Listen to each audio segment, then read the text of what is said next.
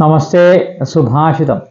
Kim ഭാരസ്തു സമർത്ഥാനാം Kim ദൂരം വ്യവസായിനാം കോ വിദേശസ്യ വിദ്യാനാം കഹത്പരഃ പ്രിയവാദിനാം. സമർത്ഥന്മാർക്ക് സാധിക്കാൻ വയ്യാത്തതായി യാതൊരു കാര്യമില്ല. സാമർഥ്യമുള്ളവർക്ക് ഏത് കാര്യവും നിഷ്പ്രയാസം സാധിക്കും. പ്രയത്നശീലർക്ക് അകലെയായി യാതൊരു വസ്തുവുമില്ല. ഹാർഡ് വർക്ക് ചെയ്യുന്നവർക്ക്, നല്ലതുപോലെ പ്രയത്നിക്കുന്നവർക്ക് അകലെയായിട്ട് യാതൊരു വസ്തുവും ഉണ്ടാവില്ല. പിന്നെ വിദ്വാൻമാരായിട്ടുള്ളവർക്ക് വിദേശം സ്വദേശം തന്നെ. അവർ വിദ്വാൻമാർ, അവർക്ക് എല്ലാ ഭാഷകളും കൈകാര്യം ചെയ്യാനറിയാം, എല്ലാ കാര്യങ്ങളുടെയും ഗ്രാഹ്യമുണ്ട്, വിദ്വാനാണ്.